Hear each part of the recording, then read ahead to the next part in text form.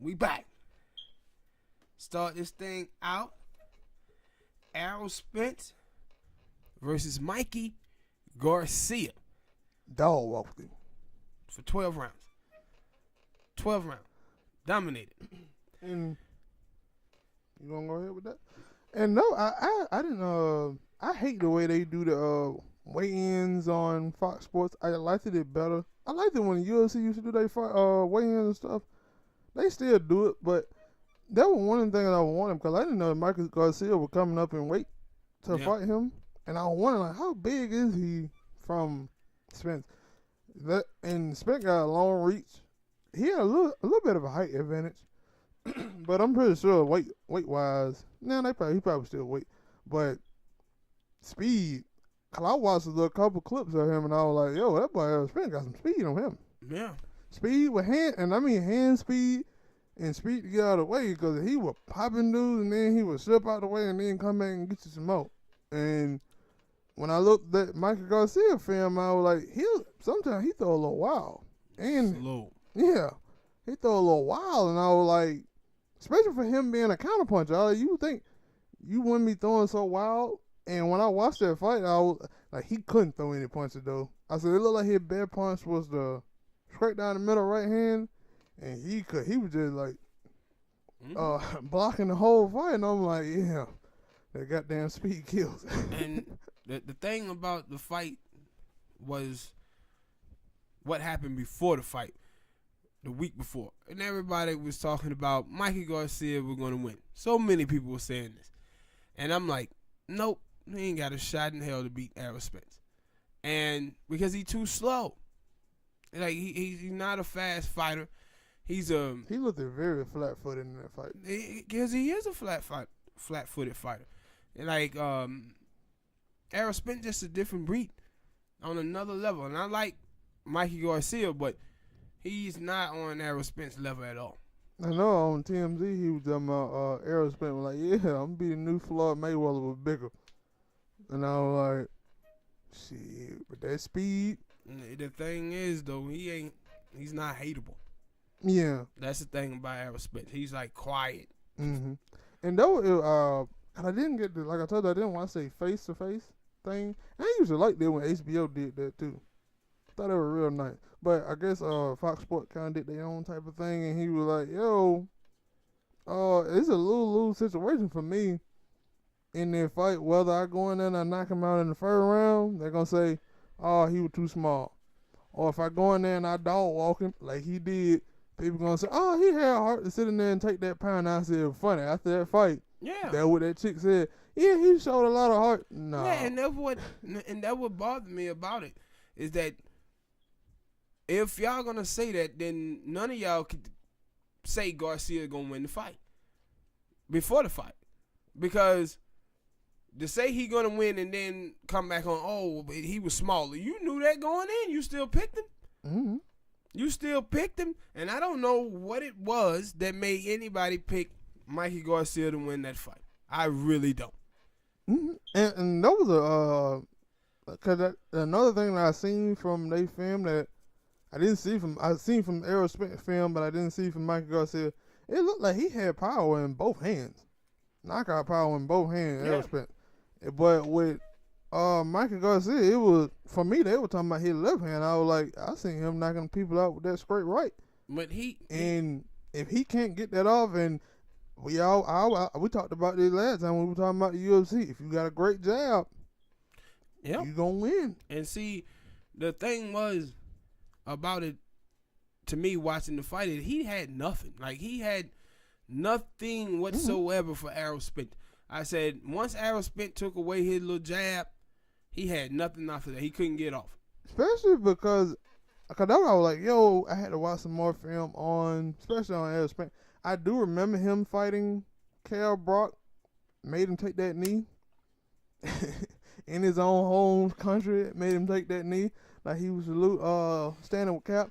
But the fight with Michael Garcia and Broner, I was like, he looked so different, and I was like, that's the tale of two fighters, because see, the difference is Errol Spence ain't finna run from you the way Broner was. Mm-hmm. Like Broner, he kept moving back. He never tried to, pressure Garcia and put the pressure on him. He allowed for Garcia to put the pressure on him. And though I was saying, I was like, yo, man, that boy Garcia out there look like a baby with a man. Don't it? He was just Yeah. he was just like, hey, get him off me. And I forgot what round it was. Was it the 5th round? I think it was the 5th round, and that's when you seen that Errol Spence knew that, no, he ain't got nothing. And that's when he just started. No, I think it was the 7th. It was the 7th round. Yeah. Well, he just started laying into him then. And it was like, yo, he know. And that was at that point, I was like, damn, I ain't gonna lie. Starting to feel a little bad. Because it was like, Errol Spence would throw like 2, 3, Yeah. 3, Nothing 4, 5. And he was like this, and I'm like, throw a punch, man. At least throw a punch, man. Hell no, like throw a punch, he gonna hit me clean. I was like, throw a punch, man. Why you? But when I watched a couple of old clips where Errol Spence, that's what he was doing to all his fighters. That's what it. 1, 2, 3, 4, 5, and I'm like, they ain't throwing nothing back. In the press conference, for the weigh-in, when they talked to him, Mikey Garcia sitting right here. And they were like, what you got for the fight? And Errol Spence said, I'm going to do what I always do. Go in there and beat people up and dominate them for 12 rounds. He ain't no different. Everybody say I can't beat him. I'm going to show y'all. I'm going to beat him down like I do everybody else. And that's what he did. Yeah, I was like, man. And it was twice I ain't felt that way. It was one time when I was watching a women boxing match on Top Rank on ESPN. And I think it was an up and coming Latino chick. I forgot her name. Yeah, I mean, I remember when you watched. She had her hair braided. Yeah, and I was like, the other girl, I felt bad for her because I was like, yo, she in here taking a pounding. Yeah. But and you were like, yo, she just sticking to the fundamentals. You can tell, and I was like, but I'm starting to feel bad. I'm starting to feel bad for her right now. I did last night. I did not feel bad for Mikey Garcia because you got in there. You got in there. Yeah. And the thing is about Errol Spence, I don't know why people still look at him and say, well, I don't know if he's that good. No, he is. And my thing, because that's what our friend said when I, like, some of him, he fought Kell Brock, and he fought some other people, another person, Lamont Peterson. I was like, I would say they're kind of a big name in boxing, because I know who they are. Yeah. So, and I was like, for the people that Michael Garcia for, I don't really, other than Broner. The thing was with him is he had took off like a year or two from boxing. Cause he Spence? No, Mikey Garcia. Oh. He fought some people, but the thing is he just too slow. And I always said, like, it didn't matter whether he would he was moving up in weight class. If Spence was down in the same weight class as him, Spence would have still dominated him. Speed wise. Yeah, he just kills. Yeah, and he just too good, man. He too good. And I was watching a video with Max Kellerman, and he was saying that he thought that Mikey Garcia was a better skill fighter than Spence. No, he's not. He damn sure didn't show it. No, he's not. He's not. And I said, people get confused that Errol Spence don't show a lot of skill when he's in the ring. He doesn't, because he always trying to knock you out. I know. I'm finna say it's kind of hard trying to show how talented I am when I'm beating your head in. Yeah, he always trying. He ain't never trying to move in boxing. He's trying to land major shots. And the thing is about him that I like about him is that he willing to open himself up to you to land a shot. Because even when he was dominating Garcia, he starts sitting right in front of him like, giving him all type of opportunity to hit him. Because he trying to land his shot. Yeah, and remember, there was one thing I had told you one time that I don't see him fighting. Like, I know, like, when you were in the ring with somebody who powerful. Like, if I was in I would never be in the ring with Deontay Wilder because I'm short. So, but I would be in the ring with somebody shorter who my size, and I know they got some power that I'm like, yo, I can't be sitting here, like, letting them hit me to land my big punch. But if I know there's a person in there that ain't got that much power, yeah, you gotta let yourself. If you want to land that big right hand, You gotta let that right hand they throw in hit you and then catch them. And yeah, that I was like, yeah, looking at him seeing that, I was like, shit, he like, Garcia, you gonna throw that back anyway, so I'm just gonna start throwing it. Yeah. I was just like, and you know, only Florida could possibly sit there and hit you with a 5-point combo and then get out of the way. Florida ain't even gonna try that. Yeah, Florida gonna hit you with 2 and move. Yeah, but and that's why I said that's what makes Spence. I should have said Paul Williams. Yeah. Paul Williams been accurate, but Spence's dude gonna sit in there and he gonna try to beat you down. Yeah, that's what he do. Like, yo, most time you see fighter throw like the jab, left hook or whatever, and then they get out. He was like, no, jab, right hook, left hook, another one to the body, and then I'm out. But I'm gonna come back real quick and hit you with it. He was like, no fear. Hey man, at some point you gotta throw back. Yeah, man. no fear. And people look at that and say, "Oh, he don't have boxing skill." No, he just in there. Like he giving you opportunities to hit him. Mm-hmm. But that was the thing though. Even when he did and Garcia did throw, he vanished. Mm-hmm. And I was like, but that was, they go to Michael Garcia had been slow. Yeah, he just slow. And it was like he was sitting right there, and you throw the point, and he was like throw it, and then he was like stop, like I ain't gonna catch it. And I like ain't gonna catch it. He wasn't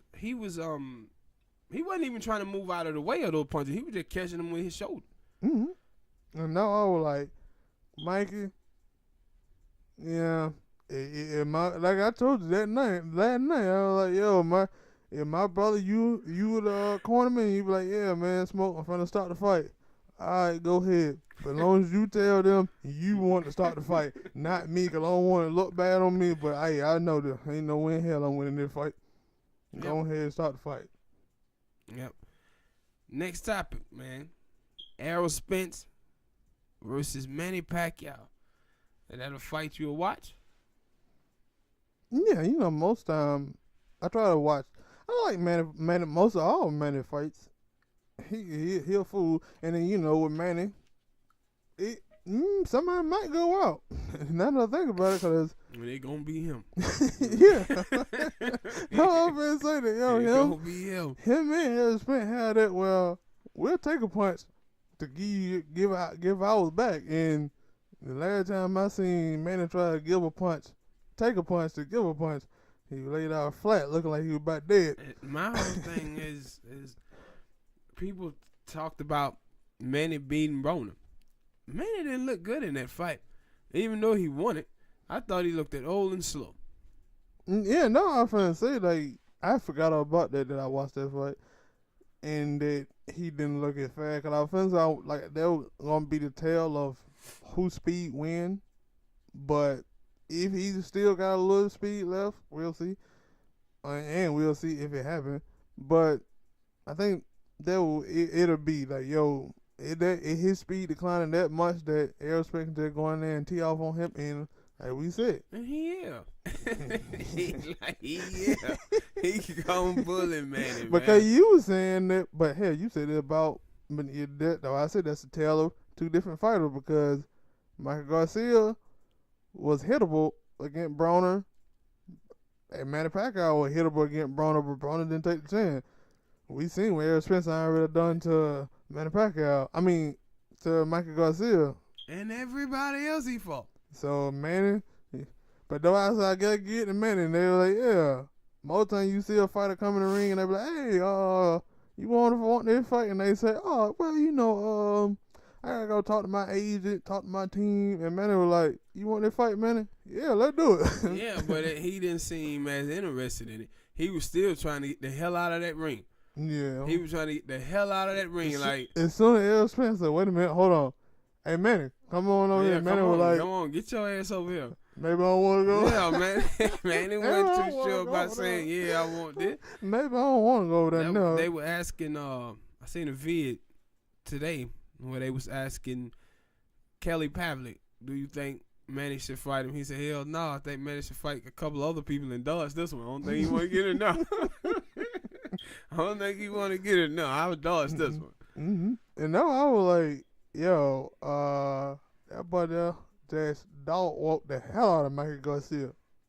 made him look terrible. Michael Garcia, and now I was like, at the end of the fight, when they were like, yeah, and the winner, and showing that he is the top. It was something the most dominant. I was like, I bet you Michael Garcia sitting on and say, hey man, you ain't gotta say all that. You ain't gotta say all that. I know I just got the hell beat out of me. But with Manny, I like to see the fight, but I don't think Manny gonna win it. I think Errol Spence, I think it's his time. I think Bud Crawford, that's my guy. That's my guy. And I love to see that fight, and everybody want to see that fight in 2019. I think, of course, I want to see it too, but if I'm them two dudes, I'm not making that fight happen yet. You want to let it build up? Yeah, let it build up something. And it's funny how, when he said it, I didn't know that dude was in the, on the announce team. He said his name. Yeah, that nigga Sean Porter. Yeah, Sean Porter came to a barbecue. Yeah, I'm like, wait, hold on. The way he treats Sean Porter is funny because, after the fight, that he was up there talking, and the young lady asked him, "Hey, you kind of dogged out our guy Sean Porter while he was in the ring. You want to say something to him?" He right there. He just started laughing, and then Sean Paul like, "Yo, I would love to fight you, man. I would love to fight you." He said, "That's what you said last time, but you got a ring for old boy instead of fight me." And it was crazy because I was like, when he said it, I was like, it had been saying that these fighters been ducking him. I'm guessing he started to say, "The only way I can get people to get y'all in the ring with me, I'm start calling y'all out. Sean Porter, you're ducking me. Manny Pacquiao, come on over here and get this work. Everybody else, I'm start calling y'all out." I don't know. I don't know if Sean Porter was ducking him, but I damn sure know Keith Thurman He been ducking him. He been ducking everybody. He won that fight. He been ducking everybody. Danny was like, "Yeah, I'm a champ now. I only want to fight Floyd or bust. I need a big I need a big money pay deal, or I ain't fighting." Because the thing is, too, I thought that Manny was going to fight Bud first. That's what I always thought. Yeah, I actually thought I heard that one. Yeah. Time. And then they were like, nah, that fight didn't happen. So Manny ended up fighting was it Broner. So this is Errol Spence versus Manny. I don't give Manny a shot. In neither one. Bud, I probably would give him a shot with Bud. Why you said that? Hand speed. And the thing is about Bud is Bud changed too much. What you mean, like stances? Southpaw, conventional stance. I give him a chance against Bud. But I'm giving him 0 chance versus Errol Spence. Yeah. I mean, I understand. All right. Next topic. Ring of Honor pay-per-view. What did you think about it, man? I thought it was a good pay-per-view. I was watching it on a screen, and it was funny how telling people you be stealing. Fight TV is a streaming app. I don't know if they got comments on that streaming app, but it's a streaming app. Shut up. Thievery. But in people, I had been noticing that, like, ever since they left, or they were saying they were going to leave, the Young Bucks, Cody, and all of them, that people had started to shit on Ring of Honor, and I'm like, Ring of Honor still put on good shows, good product. They still got Jay Lethal, and Jay Lethal, I have his promos ain't great. Yeah, cause he always trying to be an '80s wrestler. Yeah. He promo. That's how he act. But I like when in ring talent is great. Now the thing is that they seem to love to do Marty Scurll, and he fought first against Kitty King, and that boy got untapped potential. I don't know what it is about him though, because when he was in TNA, I thought they were like, I guess because he with Bobby Lashley and other people, so he had to kind of like take a seat back. But he got untapped potential. Yeah, I believe that too. And him and Marty Scurll fought. I think I missed that match. I think Marty won the match though. Yeah, he did. And I was like, for me, I don't see too much great with Marty Scurll, but people like he got good theme music. Did they have the ladies on the main card, or did they? Yeah, they started putting the ladies on there. That was a good match. I think you had called me into your room because it was a Asian chick. Maybe you didn't see him before because she wrestled from Stardom. I think her name is Mayu Iwatani. Yeah, and she fought Kelly Klein, and they put on a good match. The longest match was Jay Lethal and Matt Taven, and people be hating on Matt Taven too. I kind of used to say I didn't like him, but I see it's funny how some of the people now are. Well, it's only two people in a way. Incorporate the Prince, the singer, like kind of like his style. Cause you got Velveteen, he got the Purple Rain elbow, and then that dude over there, he got like Purple Rain stuff too. Cause he come out there with a purple world championship belt, and I was like, y'all nigga love y'all some Prince, don't you? That's the man.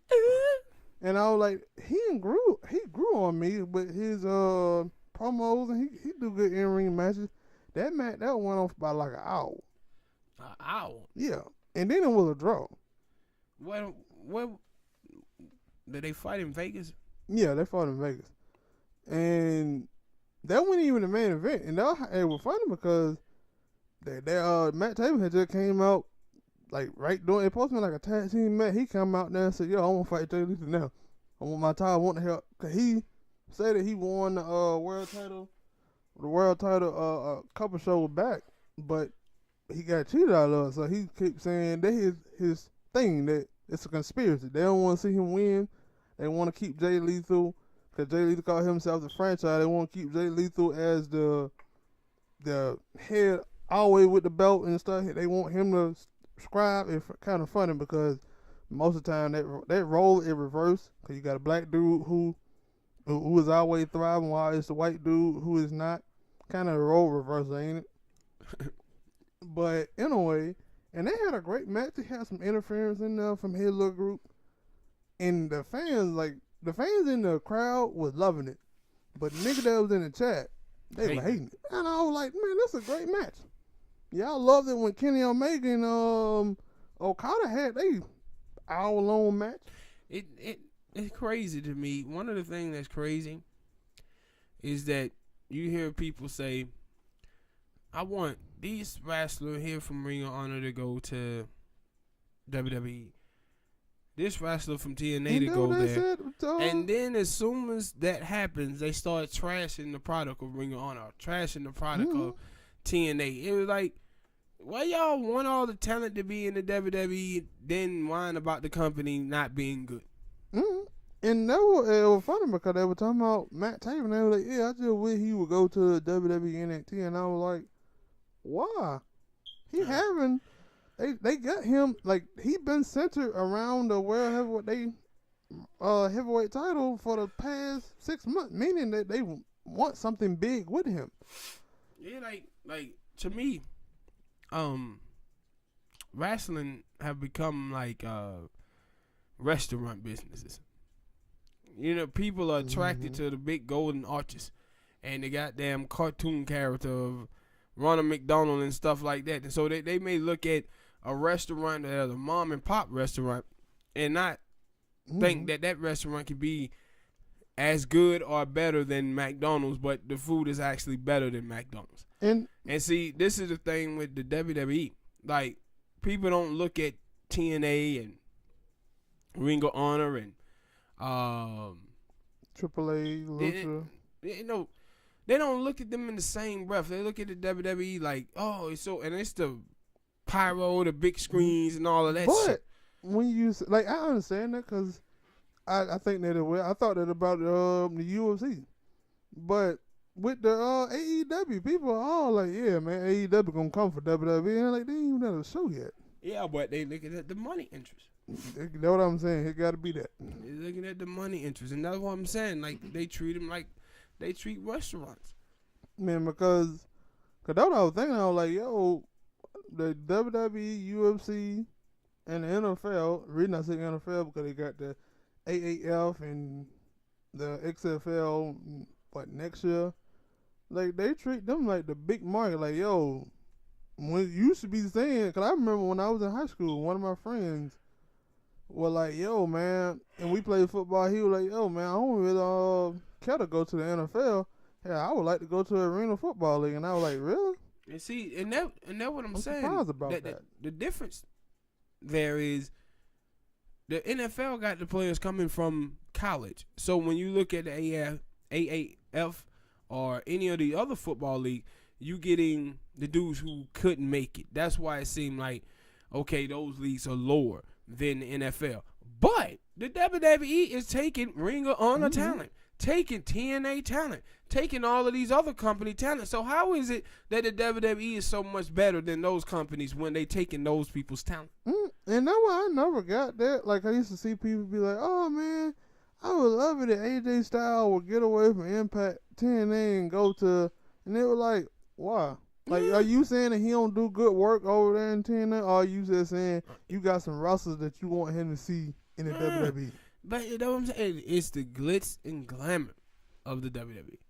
And that's why when like people start trashing Ring On, when they people start leaving, I was like, yo, they gotta start building those people. So it may be some people that you never liked it or never paid attention to, and now they getting that shine. And that's what I see. Like, yo, they start trying to groom some new wrestlers to step up after they knew Cody and the Young Bucks and all the other people were gonna leave. And I still think it's a good product. I still like the matches. I was like, yo, man, that Jay Lethal match was a hellified match. They kicked out of it. Like, they threw out the finisher. They threw the finishers out the way, because I think they put each other in each other finisher lead by 5 times a piece. What the hell is Bully Ray still over there? Yeah, that's what I was finna say, that he came out, because it was like 2 I guess it's a rap group called the Nerdcore, black dudes, and they supposed to like watch anime and stuff, but they also rap.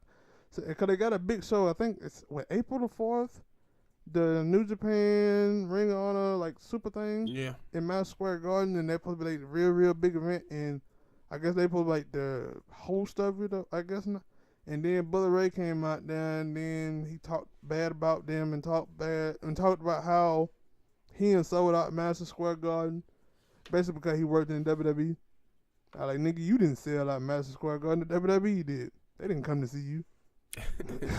Yeah, winning in a main event. Yeah, shut up. So he was like, yeah, I sold out Madison Square Garden, and he was like, yo, I'm opening up an open challenge to anybody.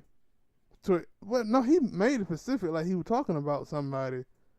Open challenge for them at Madison Square Garden and hope they show up. And then at the end, he was like, yeah, you punk. And then, people start speculating, oh, he talking about CM Punk. I was like, man.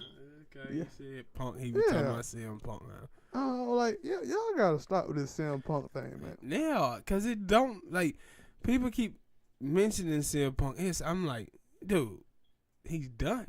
Mm-hmm. Like, he is done, man. And it ain't like, and then like when we talked about Stone Cold, and I see other people talk about Stone Cold, like, yeah, they want to see Stone Cold like in one match, and Stone Cold be like, ain't coming back. And see, the thing is with CM Punk, the rest of the wrestlers that you see leave, they either go to another wrestling company or something like that, and then they always have an opportunity to come back.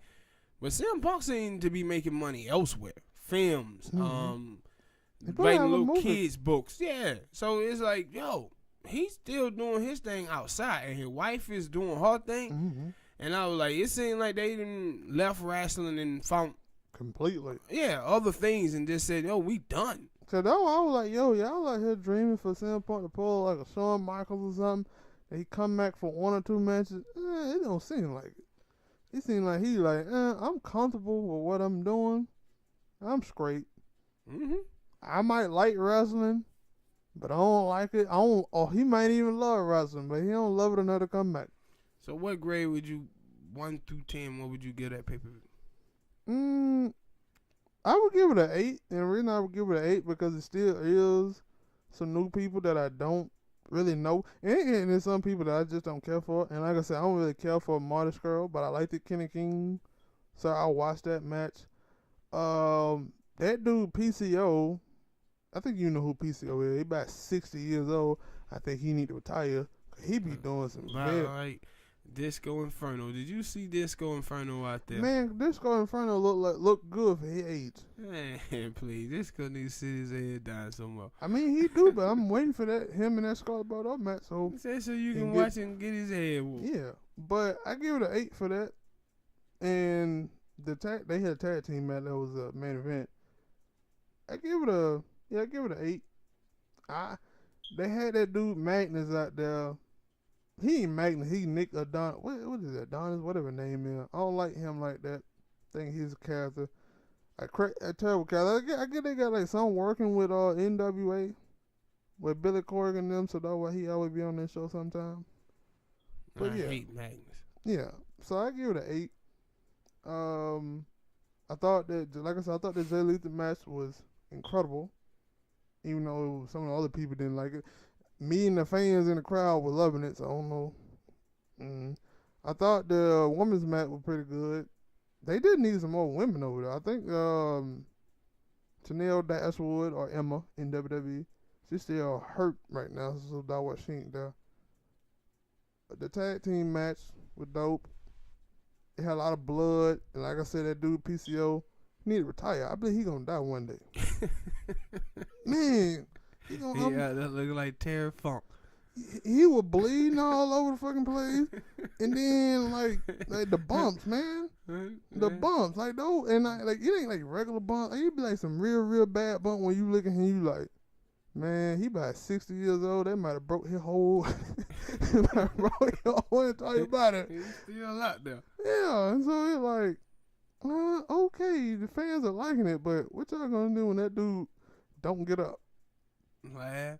Man, what they gonna do? They gonna laugh at his ass. He should have been out there. And so, yeah, somebody gonna catch hepatitis C. Something. Blood everywhere. Look like a crime scene. Mm-hmm. But yeah, I give it an 8. Okay.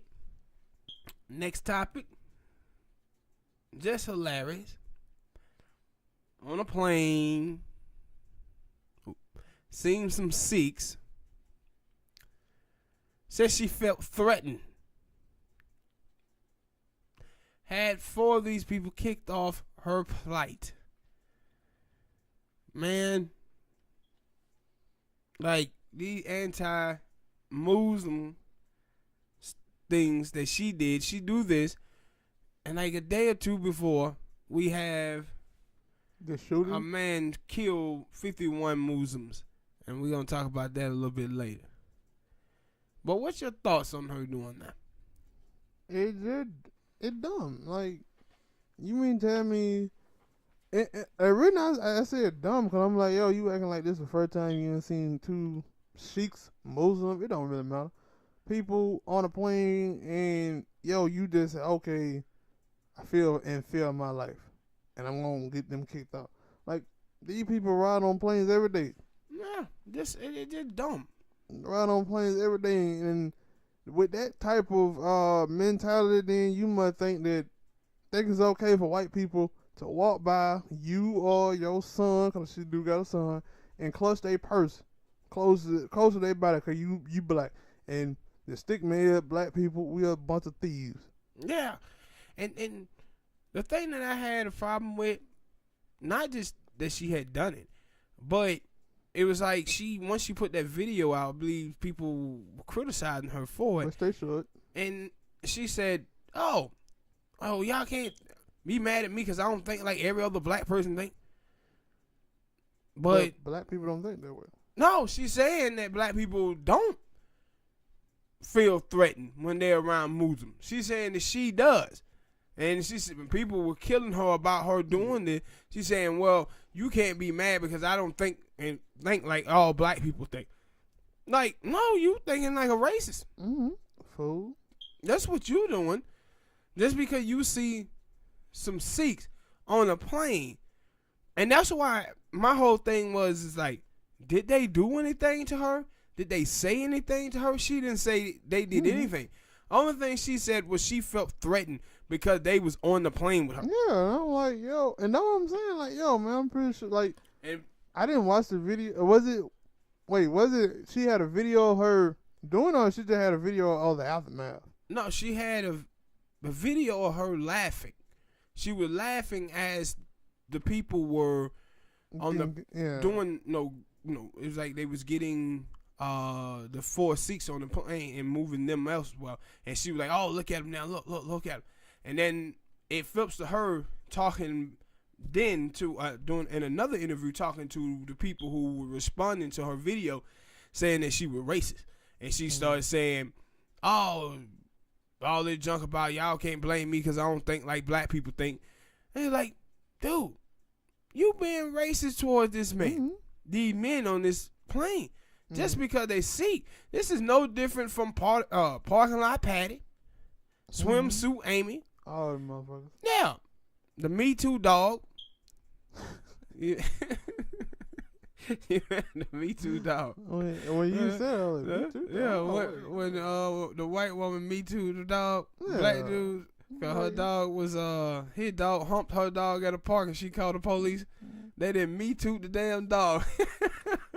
Crazy, I told him, man, you gotta start knocking these folks out. They didn't Me Too the goddamn dog, man. That's and damn. those them goddamn sheep should have did. If you, hey Jess, if you gonna feel threatened, at least let me throw something at you or something so you can feel threatened. Yeah, and people were shocked that she did this. I wasn't. I remember I watched the interview with her on the Breakfast Club, and she was talking about how religious she is and all this type of stuff and how she grew up, the type of school system she grew up in. She grew up in a school system that was damn near all white. She said she was the only black girl there and stuff like that. And I was like, nah, she could have been in one of them old white evangelical churches. Shit like that. And it's funny because when you told me about it, I was like, damn, that girl already, I think it been about a couple weeks, maybe a couple months. She already had some Twitter backlash because she's supposed to be dating somebody who is either another comedian or somebody that's already in a relationship, and people were trashing her about like why is she in that doing that, and she and that's my thing. I said, people got a hard time trying to defend their bad behavior. Yeah, and see, and there's no way you can do that. No way. And the thing is with her is, how do you be out here talking about you so religious and all the crazy stuff you be saying too? Like, I see always cussing, Yeah. She had like, that's what I call her little Daryl, because she look like a little nigga named Daryl. She do. Especially as she took that weave out. Yeah, she act like a little dude named Daryl. And I was like, I don't understand how you can be that religious and then be talking all this stuff like that. Yeah, but actually, once I think, when you brought that up and I think about it, it's a lot of people. Hey, there was a girl like that in my school. I was like, wait a minute, hold on, shawty. How you gonna tell me you so religious and all this shit here? And then when I started finding out that, I have a problem with people who are religious. Because those be the people who try to tell you this and that, but then hypocrites. They doing all this shit, and then they'll come and tell you, well, I go to church on Sundays, and God forgive me. Well, you might have to go to church every day because you doing a whole lot of bad shit Monday through Friday, Saturday, and then you going to talk about God going to forgive all that on one day. And I'm like, she has no awareness. No awareness. Like, yo, man, this stuff, this last 2 weeks have been, Representative Omar, the tax on her because she was Muslim. Then this killer kills these people, and then you do this on top of it. And like, when you told me about it and telling me about it now with her video, it almost like she thought it was gonna be a joke and people were gonna laugh with her because you said she was laughing. No. She was serious about getting. Like, see, she didn't show you the part where she went and got those people kicked off. She just showed you the part where they was getting kicked off. And then when she started laughing and giggling about that, and then she replayed the other video going at the people who were telling her she was racist for what she just did. Man, that's what I was saying. Like, but yeah, that's how, when we talk about some of these white people who are trolls, who like to say or do shit, racist shit, and then when you get mad and say, oh, I'm just joshing, bro. No, she never said she was joshing. No, I know that sometimes they won't even say that. They'll just start laughing and say, why you so mad? Why you? And then like, you a fucking like you don't understand because you, for whatever reason, feel that what you just did was okay. And what she did was Becky, like, Yes. I felt threatened. I was threatened by these people. Just by their mere existence, you was threatened by them? And that wow. And that's why I said to yo, I was like, yo. My name Lil Daryl. And that's why I said for her, I was like, okay, and then next time somebody walk by you or your little child and they tuck their purse in and say, yeah, I felt threatened. I thought you had seen you looking at my pocketbook or something. Don't get mad and say you racist. Yeah. And that's my thing when I see these black people who do this shit. It's like, yo, you know when you get in trouble for some, like not even get in trouble, but some racist or something like that happen to you, I don't want to hear you coming out talking about, oh man, they were racist against me. Cause you know what? You just said that you don't see race or what you just did, you thought that it was okay to do. And some will happen with just, I ain't gonna, cause any day, anything can happen. But if something like that happen with Jess and somehow a white person come up and say, yo, Jess, I felt threatened by her, I don't want to hear her coming out talking about, yeah, man, that person was racist against me. But I'm telling you, if you watch that Breakfast Club interview with her and just listen to the stuff she says, in that interview, you would not be surprised that she did this. No, you just wouldn't. I'm not surprised, but like my thing is like I don't just like. Let me see. Gotta put it into words. Like I watched, like I seen her. I don't really just care for her too much, but for anybody, I don't just like. I'm not surprised when they do something stupid. I'm not surprised because sometimes it might have been signs, like you saying now that that was a sign for you that she could do something stupid like that. But I'm not like when I see something, I'm not really surprised about this. Nah, she a fucking bird. That's what she is. She a bird, man. Next topic. White supremacists killed 51 Muslims in New Zealand. Man, what do you think about this topic? And Trump responds to it. Is white supremacy is not on the rise in America. Shit. And you right, it ain't on the rise because it's always been high. Man, you can't go nowhere but down. If you're already up, can't go nowhere but down. But my thing is the shit that like that is like I think I watched one of the women. I think she was from New Zealand and she was like, what was she saying? She was saying like, yo, damn, I forgot what she was saying. I had to come back to it. But this shit happens everywhere, man, and it bad that it happened, but this shit ain't gonna never change because these people won't change. These people ain't gonna change because they feel like they're right. And when you feel like you're right about whatever it is that you believe in, and let's be honest, shit, they did that shit because it's their religion, and a lot of people feel like it's their religion, it's their God, it's theirs. So you coming in trying to, and my thing is, it ain't even like Muslim people are coming in trying to enforce their own religion on other people. That's what white people did. They enforce their religion on other people. Muslim people just saying, hey, we do this, we practice this, we don't eat pork. I think they don't eat pork. I don't know too much about it, but I know a little bit. And so it's like, yo, they just trying to share their religion. Like, hey, you can come try it. You can come participate in our rituals or whatever they do, but they ain't trying to push their religion on anybody else like white people is. They going house to house. Goddamn Jehovah's Witness going house to house trying to get you to come to their church and shit like that. Like that. I don't see Muslim people out there doing that. I see white people. I see Jehovah's Witnesses. Not white people ain't the only Jehovah's Witnesses out there. There's some black ones too. But those are the ones that I always see them out here trying to push their religion on people. I don't see Muslim people. I don't see Japanese people, Asian people.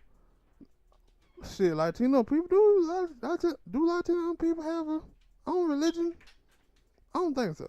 But you don't see other foreign people or whatever trying to put their own religion on people. You see Christian people trying to do it, evangelical trying to do it with the Jehovah Witness and shit like that. So though I'm like, yo, these fucking people are crazy. And once you start going against something that they, like I said, you start going against something that they believe in, and some of these people don't know how to keep their hands to themselves, so they do shit like this. Yeah, but and you know, I think we gotta start having a conversation, not just in this country, but in the world, the failures of capitalism. The failures of capitalism is robbing a lot of white people of their money. And the thing is about these white people that are being robbed of their money by rich white people. The rich white people pay radio heads, TV pundits, and stuff like that to get those people to blame minorities and immigrants for their problems. But the truth of the matter is, this is about economic anxiety, but it's racism, xenophobia that pushes it first. These people's lives are becoming poor, and this is how they reacting. I said, when you talk about immigrants, this thing is an economic space here that people feel like, hey, these people coming into the country taking opportunity away from us. The interracial dating aspects of it, they don't like to see in all of these little brown children. They feel like they being replaced. If you watch with white supremacy and stuff like that, there's always about white women. And the reason why they hate to see white women having sex with black dudes or whoever is because they making more blacks, more Mexicans, more Asians. And the economics of this is a huge part of it. And this is a failure of capitalism, but those people are being played by the rich white people. Mm-hmm. And the rich white people are telling them that, hey, it's these people's fault. It's these people's fault. And that's why I said, you see this guy, he tells you that he was a huge fan of Donald Trump, but he wasn't a fan of Trump policy-wise. So he wasn't a fan of Trump policy-wise, but he's a fan. Racist talk. Yeah, he was fan. I'm happy about that. Yeah, he was a fan of that. And then he tells you about Candace Owens, that he a fan of her. And this is what with Candace Owens, when we talk about people who's in interracial relationship, the Bed Ranch and the Beck Bucks, blacks, men and black women who be in interracial relationship, and we say sometimes these people can be dangerous. And you see this. You see that her anti-immigrant talk, her anti-black talk, he loved that. Right? Like, he loved that. That made him feel less racist. Like, no, I'm not racist because I got somebody black who agrees with me. No, that person just done drugged you up. That agrees with me. And you just watch this attack. Just the last 2 years. Yeah, last 3 years, there been so many of these white supremacist attacks. And then you watch the Trump administration pretty much take away the FBI, them investigating white supremacy group to focus on Muslims. That's why you got all of these attacks happen, because they took all the focus away from white supremacy group. When the Southern Poverty Law Center says that white supremacy is the biggest threat to the United States of America. They always out here shooting up some goddamn, just shooting up anything. Goddamn movie theater, clubs, ain't schools, ain't nowhere safe. When there's a white person who got a gun, who got more than one gun, matter of fact, and it like, yeah, that what it was. I think that woman had said that, yo, this just go to show these type of things don't happen in America. And I was like, no, shit, I never did say that. Yeah, we know racism exists all over the world. Yeah, we never said that. Y'all dumbasses were probably the one who's in there. We been knew this shit goes on. When people say that, like when people say stuff like that, it almost if they believe that, okay, see, it makes it better that it's here because that it's everywhere and not just here. See, it happens everywhere, people. Yeah, that's the problem. And the other problem is, y'all dumbasses are not trying to do anything to stop it. You just sitting here saying, well, stuff like this happens. We are not living in. We supposed to be civilized. We are not living in the motherfucking safari, and every man for himself. No, we supposed to be civilized where we can sit down and have a conversation about whatever it is that we have a disagreement or whatever. Not even a disagreement. Just sit down and have a discussion. But y'all can't, because y'all won't goddamn. You feel that you are right, and you want to shoot somebody. And you have to remember that in like 2009, I think it was 2009, the Obama administration came out and then had a report. Janet Napolitano said that white supremacist groups was on the rise because of the election of the first African American president and the emergence of immigrants in America. And everybody in the news media here in the States just crushed them and said they was playing politics with it. Now who looks the fool now? They still come out here and say no. You see now, like with Trump, everybody was like, "Oh my God, I can't." When the Nazis was in the streets with signs saying Jews will not replace us and all of this stuff, all of these folk act like they were so shocked and surprised, and I'm like, yo. Janet Napolitano told us this in 2009. Y'all just didn't want to hear it. Just like you haven't wanted to hear it when black people been telling you this for the last 150 years. Yeah, and I did see that shit right. I had told you a couple of days ago about, cause I was on the website IGN and they were talking about Steam were going to do something about the people who was up there trying to celebrate that dude who was shooting. They're like, really? Y'all are really celebrating that dude? Yeah. Like, y'all are, like, see, y'all let me know. I can't. The dude who had killed, Heather Myers at that Charleston rally. They were cheering him for killing her. But, and they want to tell you that, yo, it's black people, Latino people, or these people, that they are the despicable ones. And they're like, y'all just praising somebody who just killed somebody. I told you what racist people do. Racist people are always judging white people by their best examples while judging minorities by their worst. And they dumbass also probably had that, they are some heroes. No, y'all motherfuckers crazy. Y'all need some help. And help in talking, y'all, because y'all ain't listening. Mm-hmm. So y'all ain't listening when people talk to you, so you might need some beatings. But, something. The thing you have to think about with this is why you can't trust the political left in this country. Because the political left got to make all of these things. What you're seeing is a death by 1,000 cuts to kill Donald Trump. They'll do all of this just to get him out of office, and then they'll forget about all of the stuff that happened to blacks, Mexicans, Muslims, Asians in this country. They'll totally forget about it. I told you that, but that I hate that.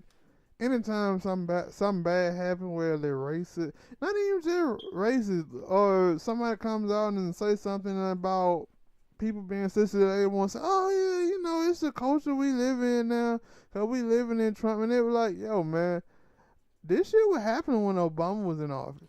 It was happening when Bush was in office. Clinton, everybody. Y'all just going to try to make it, because it fits y'all narrative of, Trump won, the bad guy won, and now we got to live in this bad America. And I also want to come back to, because I just thought about it. I said, what happened to all those people who were lying, talking like, yeah, Trump get elected, I'm going to leave the country? Them folks say that shit every time. They say that shit every time. Every time a Republican get elected, you're going to have some silly-ass Democrats talking about, I'm leaving the country.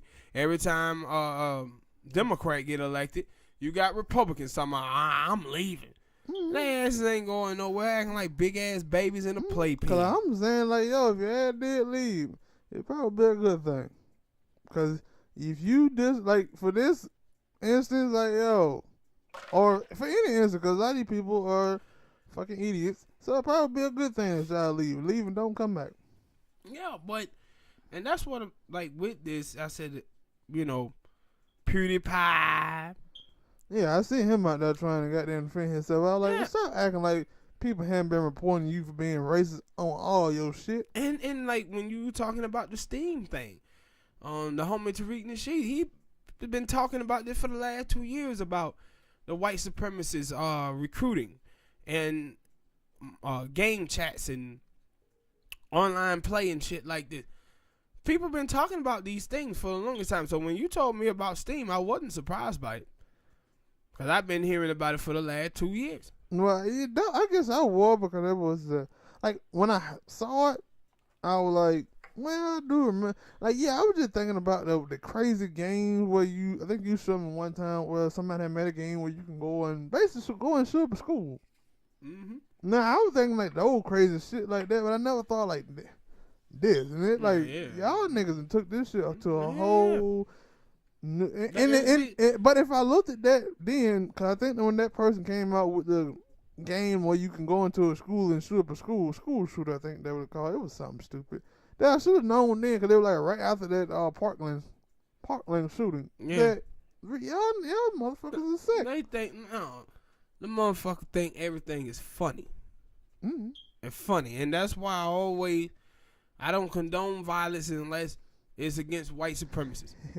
Like, I'm serious. True. Like, and the thing is, you have to punch them in their face. This is the way it was in high school, man. In Georgia. Like, when you go to school, you have racist people, and they would just poke fun and crack racist jokes. And then when you get angry, and see, people love to make you angry.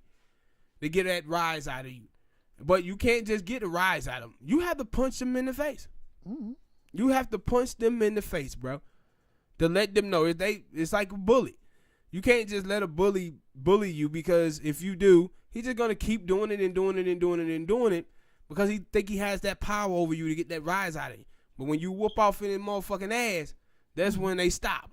Because I remember it was a video on World Star, and it wasn't even a black dude. It was like a white dude. And it was like it was a dude who had, I guess he had nigger in their game tag, and he was a white boy. And the dude was like, yo, dude, you really think you funny with that? I seen that. With I think on World Star. Yeah. Yeah. And you really think you funny with that? And he was like, oh, man, it was just a joke. And he was like, no, that's not a fucking joke. And then the other white boy, like I said, you got to watch some of these people. Like, you got the good white dude. I'm glad that he called out the other white dude, but then you say, look at the other white dude coming to the white dude who is doing wrong on the fence, saying, oh, man, it was just a joke, man. You taking everything so serious. Why you taking everything?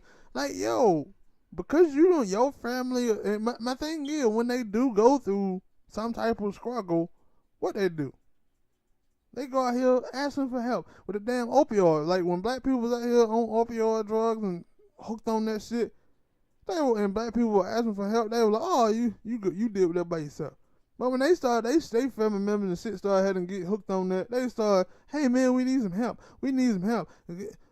Do something for us. And they're like, no, you wasn't doing that before. And because y'all never had to deal with any type of racism or anything like that, so y'all feel like anytime you do it, it's a joke, and everybody should just let it go. Mm-hmm.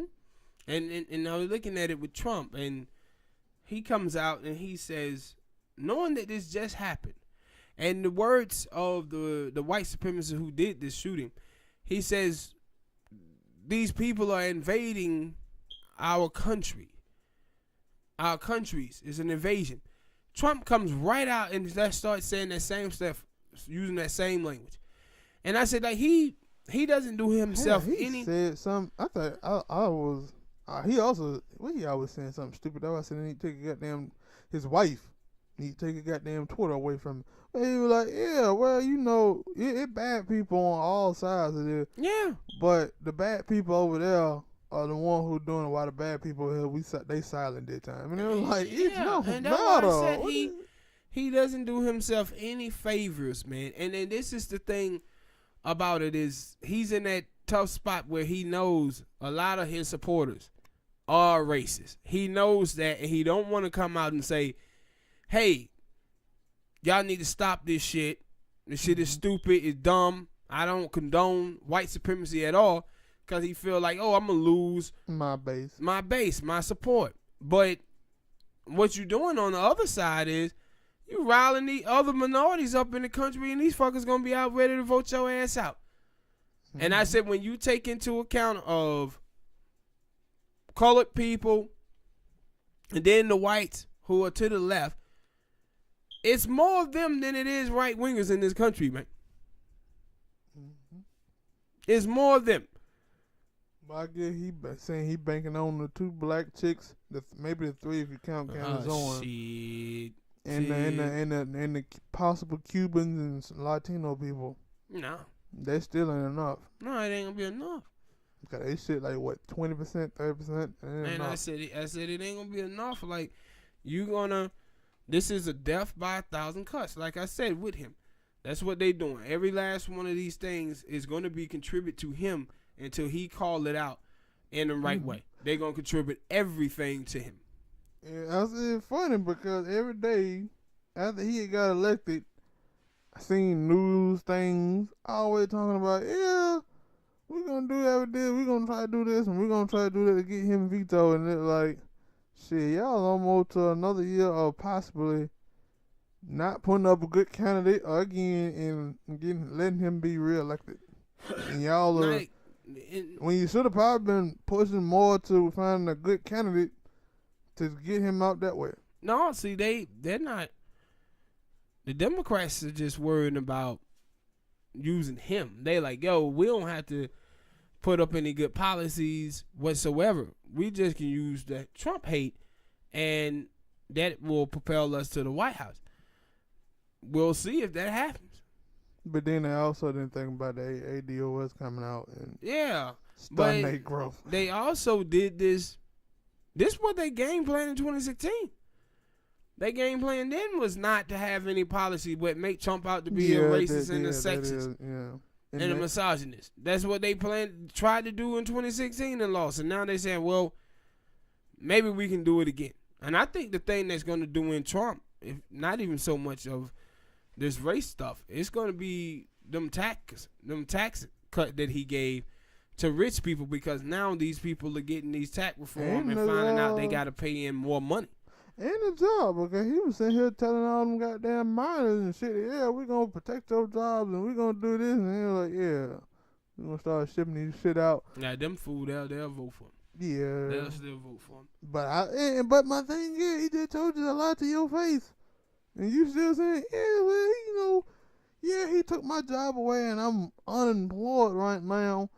But I'm still going to vote for him because he done a lot of other good things. Name one that were good for you, and you can't.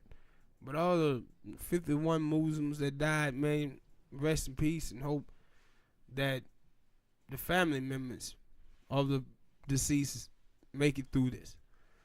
But these type of things, they're just gonna happen more and more in this, and not just in this country, but it's gonna happen all around the world. And but the thing I want people to understand is, don't think that the leftist politicians, whether it's here in the United States or leftists in other countries, is helping. They're not helping. They are making the situation worse with this vulture capitalism and moderate centrist politics. They're making these things worse. The only way you can stop racism, it's not just having diversity in your country. You can have diversity in your country, but if that diversity is segregated, racism will prevail in the end. The only way you can stop racism is through economic mobility of the people who have been relegated to the slums and ghettos of these countries. So the people have to be around the people who they hate.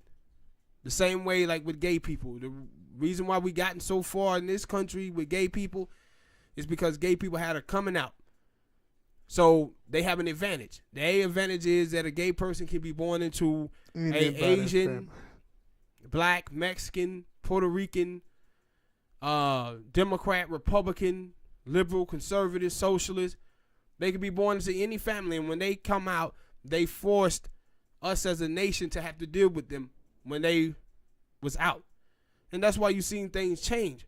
But America ain't going to ever change as long as we have centrist politics that is keeping the status quo with minorities being relegated to the slums and ghettos of America. And now they taking money away. The politicians are robbing white rural community of their money. And that's when they turn around and blame minorities for it. But we don't have shit. We ain't got no money. We ain't taking a damn thing from them. The people who taking it from them is rich white people. And All right. Next subject matter. Next topic. Brock Lesnar versus Seth Rollins at WrestleMania. WrestleMania is a little bit away. What do you think about the lead up to this match? Because to me, I really haven't seen anything. Piss poor. And it probably always gonna be that way when Brock has only shows up one time out of a month. It probably gonna. Cause that's what I was thinking. Like, yo, at the Fairlane, I was like, yo, it would be a good thing for Brock to show up after they had won the match and just beat up everybody, beat up the Shield, beat up all of them, and then it would been a good thing, good build up to WrestleMania because we haven't seen when the last time we seen Brock. Was it Royal Rumble? Yeah. And it was like, yo, Royal Rumble because he fought Finn Balor. Nah, the last time he beat up Rollins too, you remember? I think it might have been the next night. He beat up Rollins. Yeah, but it was so long ago though. I'm like, you can't. That's why I said I can't wait to Seth win. I'm hoping he win. Hoping they don't backtrack on that. Like, I'm hoping he win. I'm pretty sure he will because I think Cromwell has to be up and ready to fight Brock. I think they'll be April, June. So I think they're about ready to fight then. So I'm just ready for it to be gone because I'm like, yo, the build up, like, it used to be good. Like the Paul Heyman, it used to be good, but now it's not. It's just bland, and it's like the same thing. It's the same thing from Paul Heyman every goddamn time. Yeah, and it's like, yo, I gotta do more with that. Like, and though I say when that happened, to me it brings the show down. It's a lot of other stuff that brings the show down, but that's one of them. And I just don't like the build up so far with it. I hope Seth Rollins win the title because I'm tired of Brock having it. They just believe that that title don't mean nothing. But to me, the title still do mean something. Yeah, and even to the fans. Like, not just us. I'm talking about other fans. Damn. Your stomach? Hell no, I think the headphone stomach was growling. I heard some. I was like, yeah. Cause I was finna mention that about the, I like, did you turn down the thing over there? Cause I ain't heard that little pipe yet. But, back to what I was saying. That, for one, I thought that Seth Rollins would do a better job, but I guess it's hard for them to pull off anything with this when he ain't there. And like, cause he wouldn't say anything, but at least you have some type of interaction. Like, that's why I said, like, he ain't even gotta be there for a whole show. Just let him come in at the end of the show and beat the hell out of Seth Rollins, and it would be to me, it would be a better build. Yeah. Yeah. But to just like, hey, and then the next 4 months or so, we ain't gonna have him on the show. We ain't gonna have him on no Titantron, no nothing. And like with John Cena, John Cena's supposed to have a match at Mania, and I'm like, yo, can we please get us some build up to this? Can we get who is his opponent gonna be? Can he make a feud? Can we get something? Cause I ain't even sure. Cause I heard about what they do next, Lars Sullivan. They finally said he ready to come back. Still hadn't seen him. Then they started talking about him and Samoa Joe. I'm like, yeah, that's a good match, but you just can't throw me John Cena and Samoa Joe without no type of build up. Especially because Joe right now been killing it on promos. Yeah. Be giving everybody that work. So I'm like, I don't want to see him give John Cena that work and John Cena give it back. But you just can't, I don't know. I guess Vince didn't feel like, yo, these people are still watching. No, he couldn't feel that way because them goddamn ratings are dropping every day. In the goddamn tank. Dropping every day. And they're like, yo, they try to start doing some new stuff, but then they still got that bad stench in there. And that, I don't want to call that man a bad stench, but but he still got that little bad side of you doing some good stuff with bringing up Aleister Black and Ricochet, and you're doing some more stuff with the tag team division and stuff. But then you still got that little bad little aftertaste of Brock Lesnar, and they're like, it hurting your product, boy. And I said that the way they've done Asuka, like she got the belt and she's so not important to that SmackDown show at all. I seen JR, I think it was JR on his podcast, and it's funny that JR posted leave the WWE, and the first thing that he does, not just sign with AEW, but he said, yeah, man, you know the WWE are really using Oscar terribly, and I'm like, yeah, they are. Yeah. Like they did it, and see, this is the thing when I tell you about minorities over there. When you watch people, they have a hard time not seeing minorities as the stereotypes that they have in their head about minorities. And see, the thing is with Vince them have always done the same thing with Asian wrestlers. They always have them being silly. Yeah. They have them being silly, man. And I said, it seemed like he's like, you know, I don't see a difference. Like if you're a person who can't cut good promos or someone who don't know English very well, like Brock is not good at promos. That's why they got him. He got the Advocate.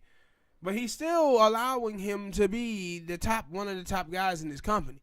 But with Asuka, with Shinsuke, he seemed to have a problem. Like it's like, no, I can't have them in these type of feuds where they can be the top guy. But he also does this to Daniel Bryan too, if you watch it. Like he have Daniel Bryan fighting like within the first hour of the show. He's never like other guys, say main event. He had them. Like you ain't never seen other dudes in there fighting Ali. He in there fighting R-Truth. But yeah, especially R-Truth, because I always look at R-Truth as a journeyman. He there. He gonna give you some good, especially his character in a way. He gonna give you some good laugh, but you don't expect for him to win. Like I was surprised when he won the United States title. Actually, I shouldn't have, because that'll be his range. That'll be his range, and even though when in TNA he was a heavyweight champion. But he had, he got that because of him and Carmella pop.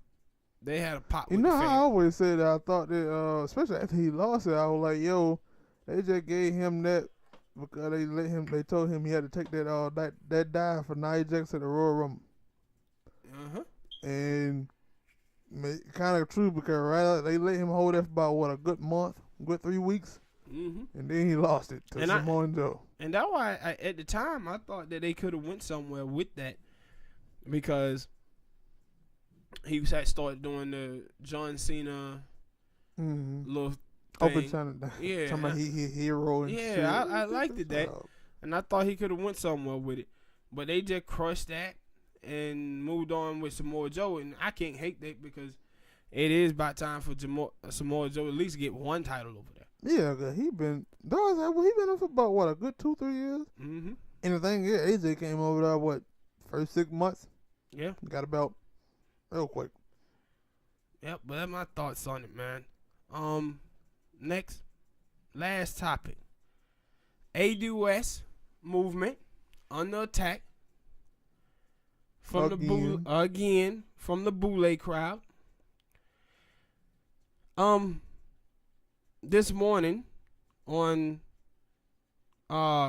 Joanne Reed's show, had this black dude up here, and he's talking about they're trying to make the ADOS movement anti-immigrant, saying it's a wing of the right wing. And my whole thing is this.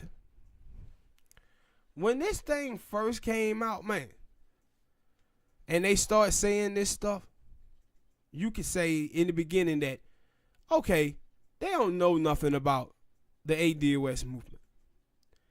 But now, It been like 5 or 6 weeks, and they keep doing this. They know. Hell, I was gonna say 5 or 6 months. No. It really started when Kamala Harris announced that she was running for president. That was on like what MLK birthday, right? MLK birthday. Yeah, so that like January. You right. Like, so that's when it started to really, really catch fire.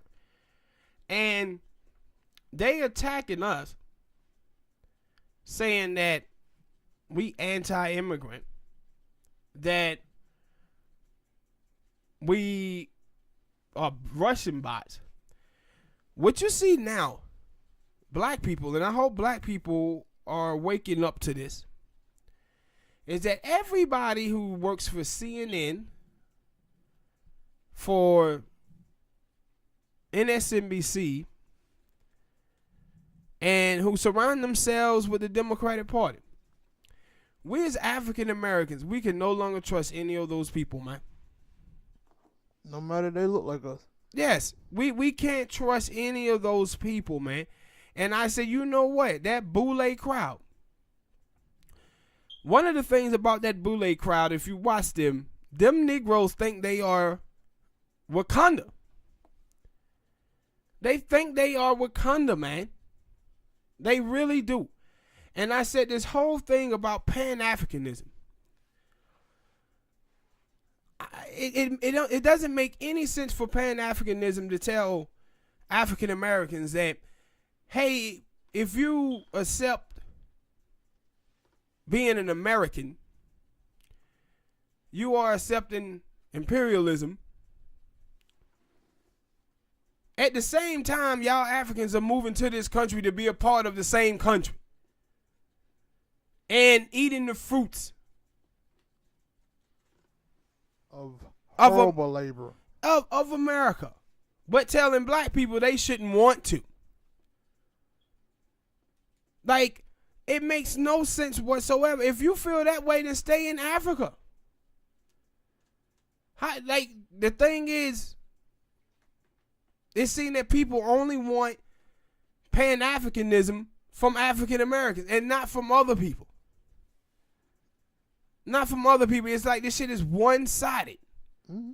And I said, now that black people choose to fight, then people say, oh, what? Well, black people can't ask for reparations because America don't have the money to pay it.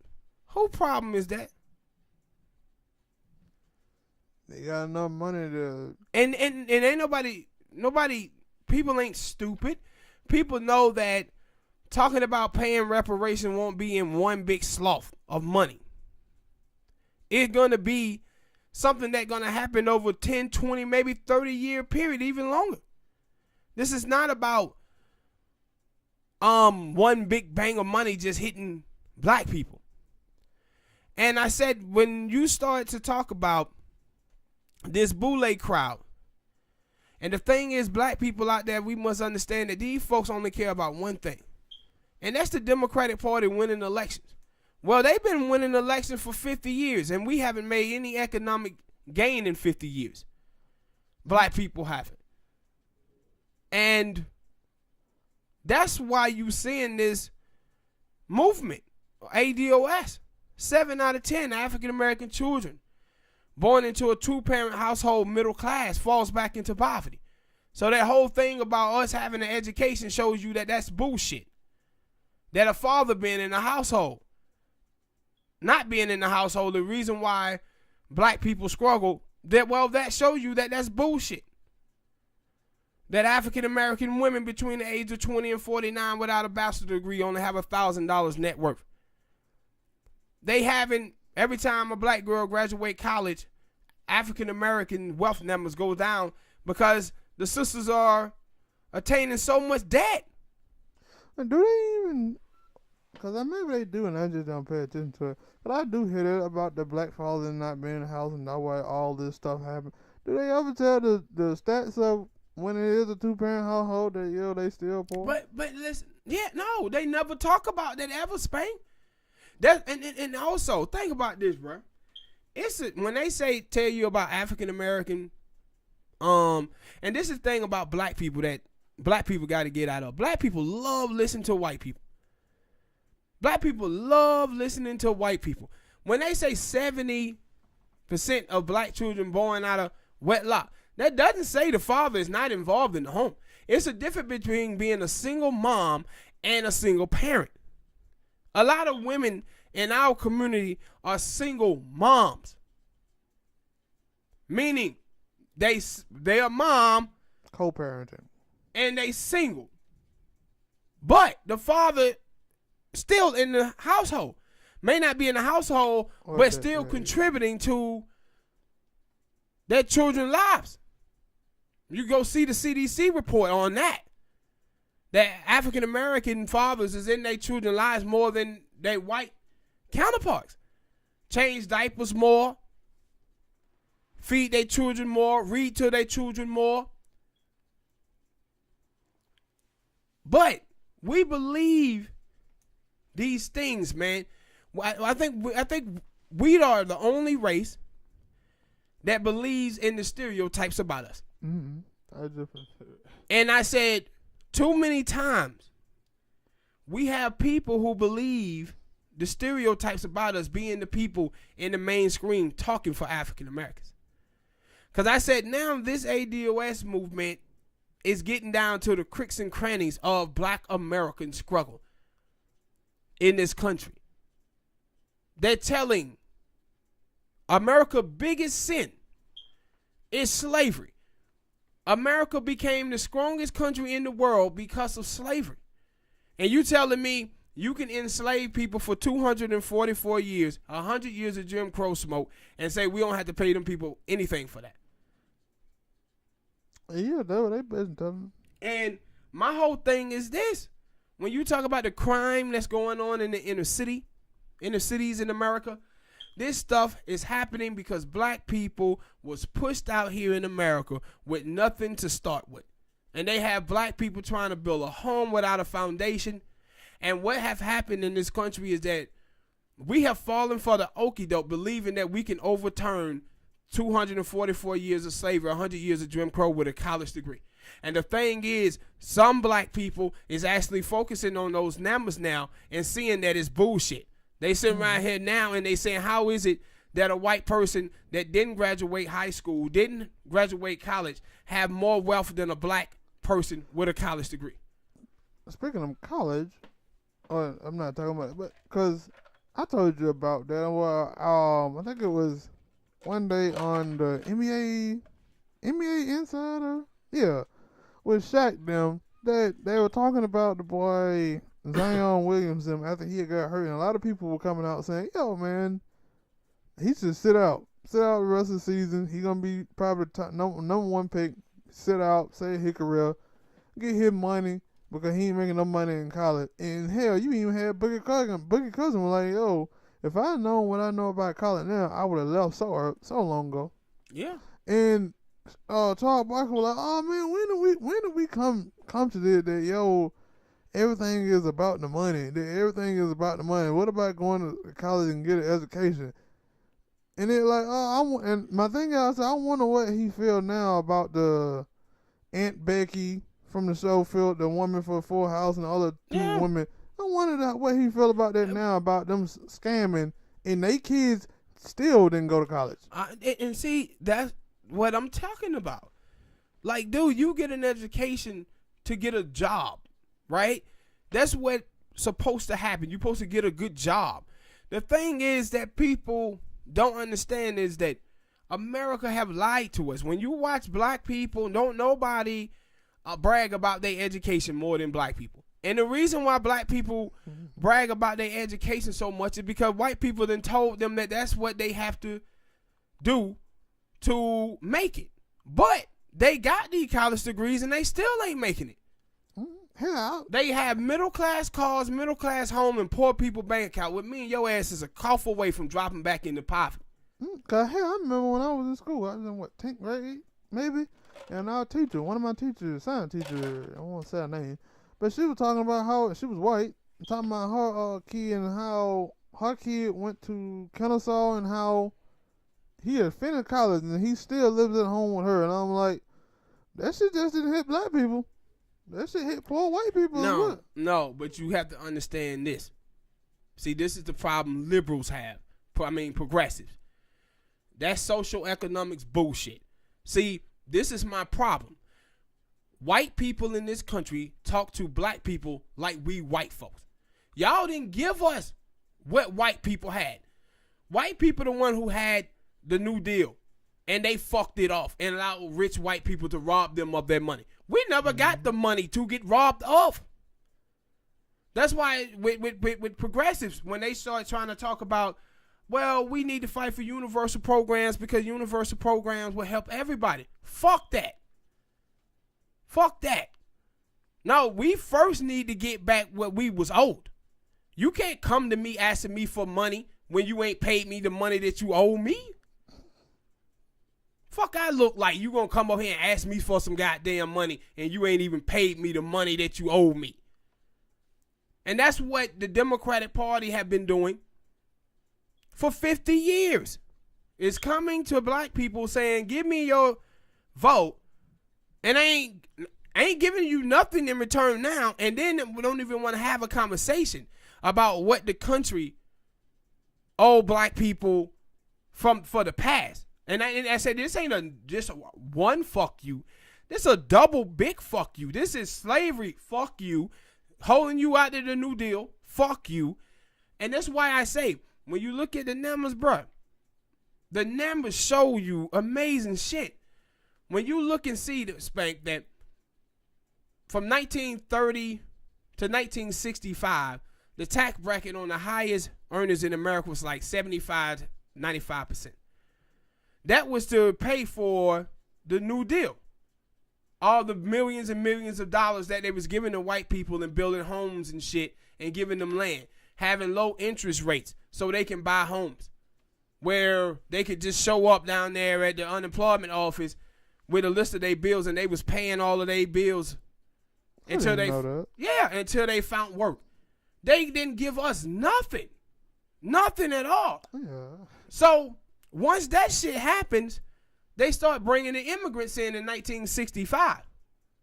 Before 1965, it wasn't that many immigrants in America.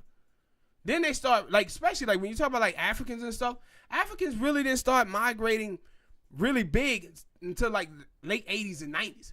And now, it's like only like 4 million. Well, when you say that, I wasn't thinking about African people. I was thinking about more like, but in the context of talking about reparations and other stuff, I understand. Because I often say, I thought when you say immigration, like Asian people. Yeah. But, like I said again, it's only like 10 to 12 million Asians. Yeah. In the country. Like, and that's why I said, like, the thing that people need to understand when folks like, hey, are they bashing immigrants? No. We trying to show you that why ADOS matters. American descendants of slaves. Why it matters, because the lineage of us being held out of that New Deal, that's what allowed the rest of the people to come into the country. They was able to eat off of the oppression of black people because they wasn't educating us in the job fields for the jobs that they was creating with the money that the government gave them from the New Deal. That's why they brought the other people into the country. That's why when you look at the different race groups, like, if you look at all the other Latinos that come to America do better than Mexicans and Puerto Ricans. When you look at all the black immigrants that come into this country, they do better than African Americans. Why? Because all of those people came from countries where they countries invested in them and did not discriminate against them because they all look alike. But we come from a country where the country is 75% white. And they controls all pillars of government and held us out of the New Deal. They control banking. They didn't give us loans. And they didn't give us loans. Why? Because we don't have any collateral. People want to know, banks want to know how we going to get our money back. Mm-hmm. Well, we ain't got no money to get back. Then people talking about, well, with these black politicians talking about, well, we believe that shore lift all boats. We ain't got no boat. So we getting drowned by the waves that are lifting up everybody else. But to look up here and say that, hey, man, this ADOS movement is divisive. No. It ain't divisive. Oh, man, we can't just focus on one group. You focus on Mexican with immigration. You focus on gay people. You focus on women with feminism. You focus on Muslims now with terrorism. No, it's just that when you're talking about black people. When you're talking about African Americans, that's when it's, no, we can't do nothing. And see, this is the thing that Barack Obama had said. Barack Obama, he said, when they had asked him about reparation, he said, well, what is the other race groups going to say? Because they poor too. They ain't poor for the same reason we are. Mm-hmm. Stop conflating their lineage with us. That's why I hate the whole people of color bullshit, man. Because what it does is it makes everybody feel like they fucking oppressed. Like when black people had to stop saying, man, you know, black and brown, I don't never see no goddamn Latino talking about, yeah, you know, it's brown and black people, we got it hard out here.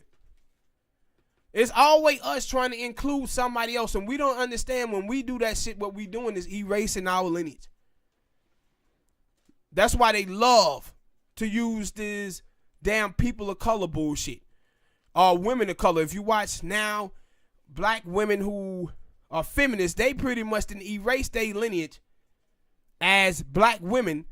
Now have white women out here talking about, we the niggas of the world. Like now they think they black women. Y'all ain't black women. Y'all ain't had it nowhere near as hard in this country as black women have. Mm-hmm. But you up here talking about y'all the niggas of the world. That's why I hate this woman of color bullshit and people of color. I am a woman before I am black. How that makes sense? Yeah. And that's why I said, like, if this thing was about you being a woman, then why is white women the richest ones behind white men? Oh, they don't want to answer that. Can't answer that. Why is you and your black men at the lowest in this country with 2.5% of the wealth and less than 1% of the land? Your place ain't in this country because you a woman. This place in this country because you black. And you see now, like, and that's why I like the whole reparation talk. Because it's going to expose people, Smoke. And they're doing it. Yeah, it's going to expose people, man. And see, with the ADOS movement, the thing is the ADOS movement now have to work on is what to do about the Boule blacks. Because as this movement continues to get bigger and progress is made, them fucking Boules are going to be the one who going to end up in the room talking about how reparation would be distributed if it happened.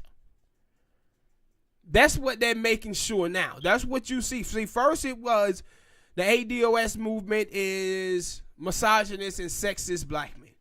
Then the sisters made their voices vocal all over Twitter in support of it. Then they started saying, well, let's shift it. Now let's call it Russian bots. Then people start putting up their videos and showing that it was real black people. Now they saying, oh, we the ones who been doing reparation. We've been talking about reparation. No, you niggas haven't. Mm-hmm. When the last time y'all said anything of that sort? Yeah, no, y'all niggas haven't. Y'all haven't said anything about any types of black agenda or anything for black people at all. At all. Hell, I heard people saying when Obama got elected that, yeah, man, him going in there and doing stuff for black people right off the bat, that would be bad. That would be shameful. He wouldn't be. And I was like, yeah. What? No, if I'm a black president and I care about black people, I'm going right in there saying, yeah, this first couple of months I'm doing this for black people. And my whole thing is that they don't have a problem doing, have a problem with a black agenda, but they don't have a problem having a Latino one. Like you watch the Congressional Black Caucus this week, they on there talking about, well, we got this immigration thing. And black people like, yo, where our shit? Mm-hmm. We ain't immigrants. Where our shit?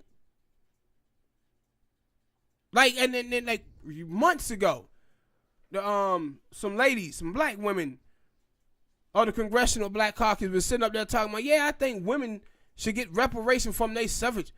It was like, y'all just love giving white people shit that supposed to be going to black people. Other minorities that supposed to be going to black people. This is what they did with affirmative action.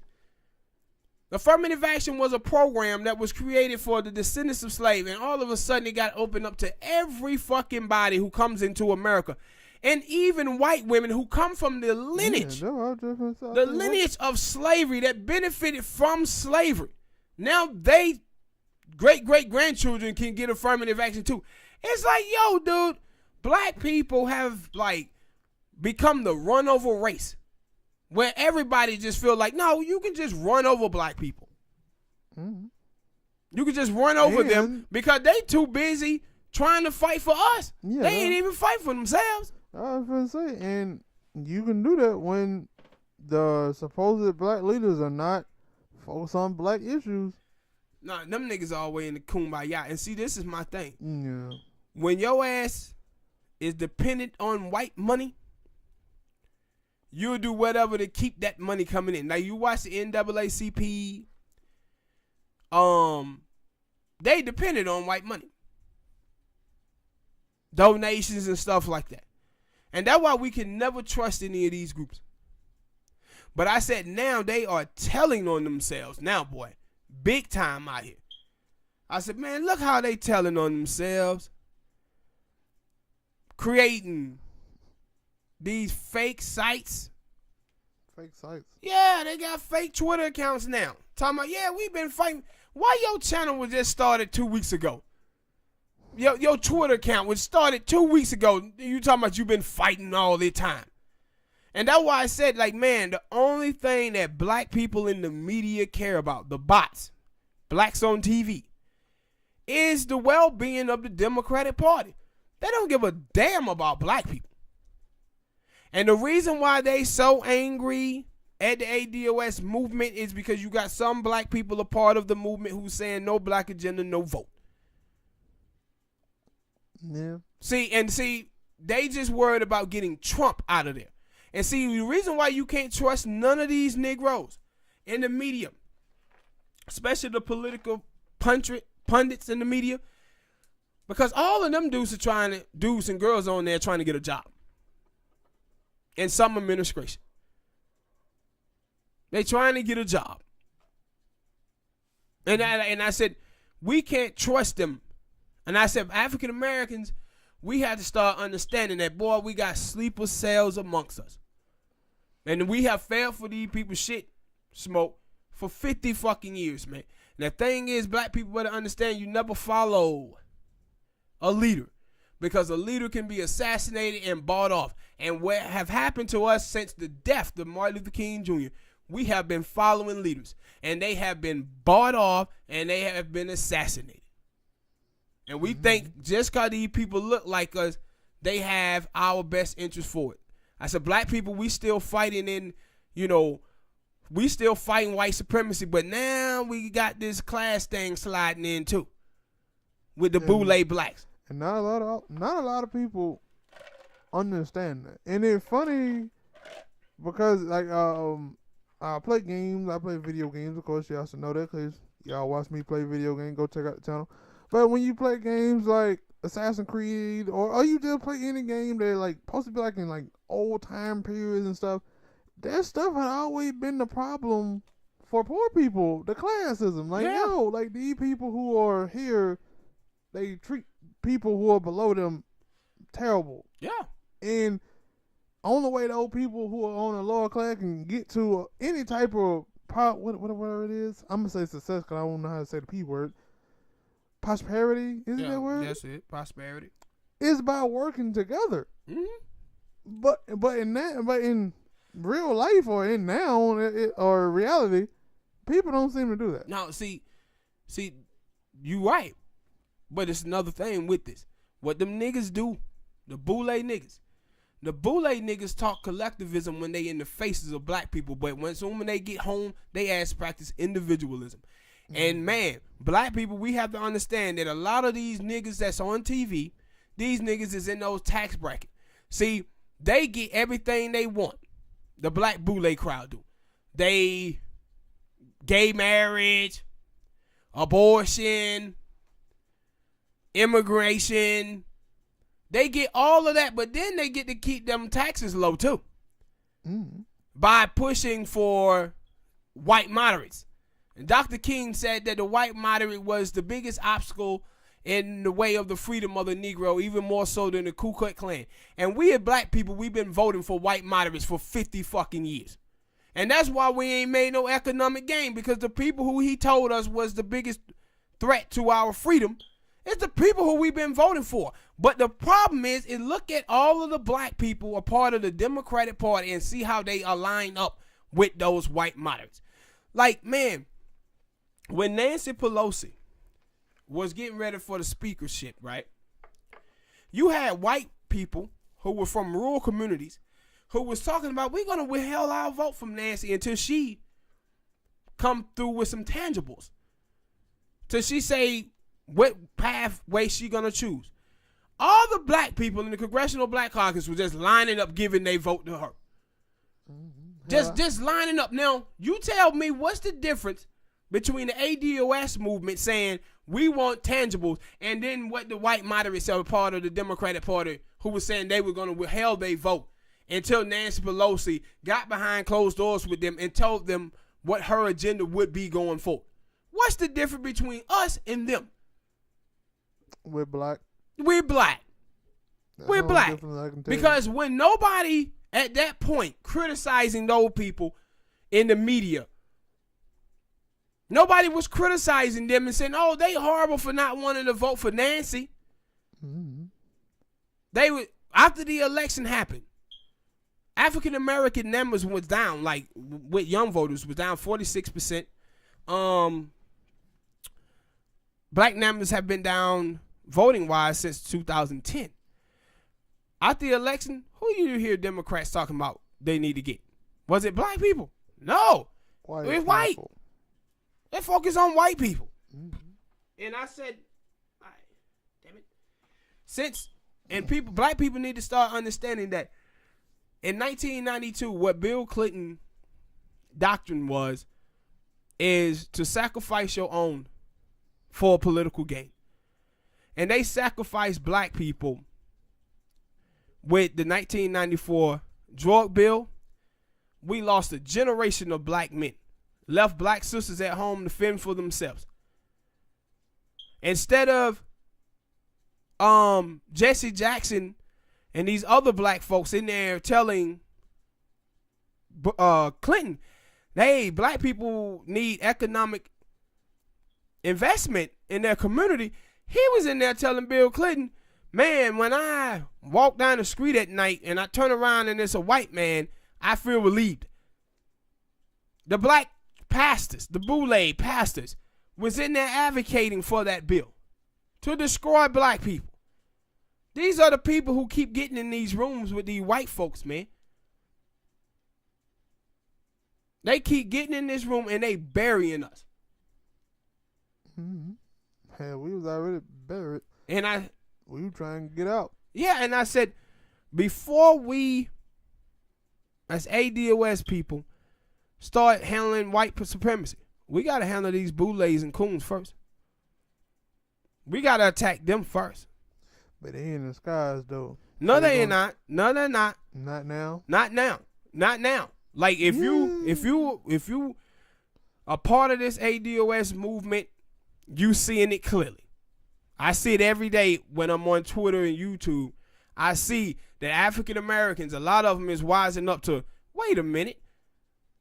These folks actually are against this stuff that we pushing for. They out here making excuses. And that's what I'm saying. Like, all of these folks at this point, they done had all the time in the world to educate themselves. Like, ADOS have a website, ADOS.com.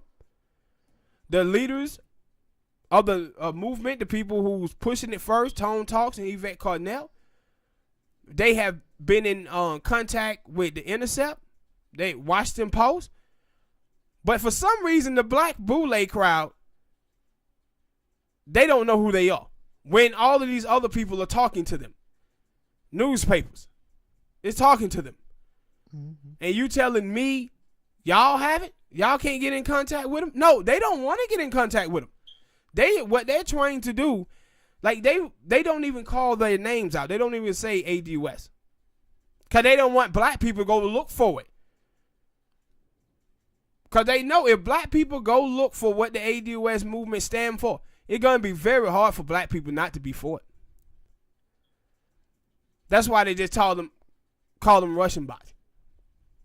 But they sitting out here just fully. If you're an African American, how the hell could you be against reparations? They did. I have thought of that too. Like, you would think all black people would be like, yeah, they get that. But I guess those people, because you said brought up the tax bracket, I guess taxes anyway, I guess that would somehow affect them at some point. I don't know. I'm guessing. And they feel like, no, if it means, yeah, that too. I'm pretty sure that what it is. They feel like, yo, I made it. I got my money. And if black people getting reparation mean that I had to come out of my pocket because I'm middle class, because let's be honest, they ain't high class. You come out of your pocket when the United States of America fight wars that you don't want them to fight. You come out of your pocket when America build football stadiums that you have nothing to do with. You have every last one of the shootings that happened in America. Like when white people be saying, well, I don't want to pay for reparations. You pay for all them shootings? True. All them shootings? Everything that happened in America, bad, you pay for it. Everybody had to pay taxes. Like, I didn't never put no Japanese people in concentration camps. But my tax dollar goes to them.